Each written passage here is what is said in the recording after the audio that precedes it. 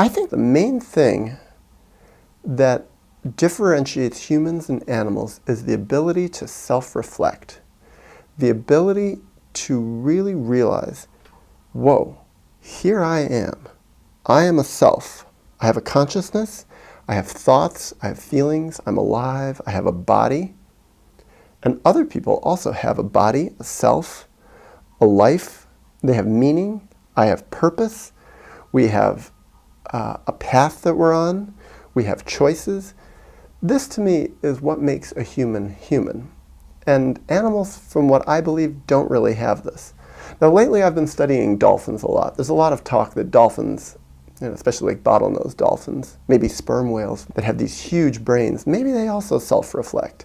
I don't know. I wouldn't be surprised if they do, but really it seems like we don't have any way to test that right now. We don't really have a way to communicate with them and form the kind of relationships that really give us an idea of what goes on in their minds. And if they do, by the way, then I say, why not? They may be humans also. They're probably humans, just a different form of human. They're dolphin humans and whale humans. So, self-reflection, the ability to really know ourselves, that's the big difference. But there's a catch in that, because from what I've observed, most people really don't self-reflect that much. They don't really think that much about their own lives. They don't really take a step outside of themselves and look at themselves, look at their life from much perspective. They don't spend a lot of time thinking about their purpose and the meaning of their life and the path that they're on and where they came from. In fact, they often want to do the opposite because life is so painful and what's going on the inside of them is so painful and horrible, and they have so many fears that it's much easier to stay distracted by drugs, by alcohol, by relationships, by work, by having children, by video games, by television, by the internet, by sports, by all sorts of different things that keep us externally focused. And the main reason that I think most people don't really self-reflect is because they're very traumatized. They carry so much unresolved traumas from their childhood. So many horrible things happen to them that they're not even aware of, that they push it down, and in order to keep it down, they have to not self-reflect. They have to not look at themselves. Because if they did start looking at themselves, all of this trauma would start to come up. And when it comes up, it's ugly, it's painful. And it really throws a kink in one's regular life. Because the first thing is when people really start looking at what happened to them, the really painful stuff, when they start really relating on an emotional level to what they went through as a child, when they really start reflecting on what happened to them and how they felt as a child, when they access it, one of the first things that happen is they start saying, that wasn't fair. And they start looking at who did it to them. And often, their parents directly did it to them.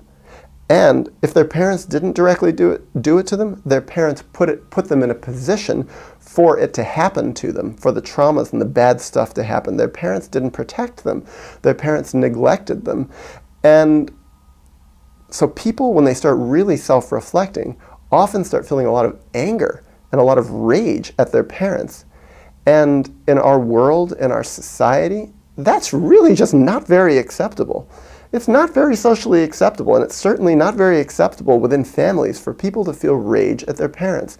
Instead, in society, we have a lot of pressure to forgive our parents, to say, I love them. Yeah, maybe they did a few bad things, but I love them anyway. The irony in all this is, the less that people really heal their traumas, the less they really confront the people that traumatized them, and the less they confront them in their own minds and start making sense of what happens, the less they're ever able to really become humans. And they actually are more like animals. They live like drones, like robots, just going through their lives, going through the motions, doing what's expected of them. But the sad thing is they become like the worst kind of animals, because the thing is we're still very smart. We're still very clever. We still have all of technology at our disposal. And when you put technology at the disposal of someone who's not self-reflective, who has a lot of intellectual strength, it's a recipe for disaster. And what is the disaster? The disaster is our planet. The disaster is 7 billion people destroying nature, destroying ourselves, war, genocide all over the place, an ocean that's full of plastic and other toxic chemicals and heavy metals, farmland that's just covering what used to be nature, forests that are destroyed, rivers that are destroyed. This is all done by people who clearly aren't very self-reflective.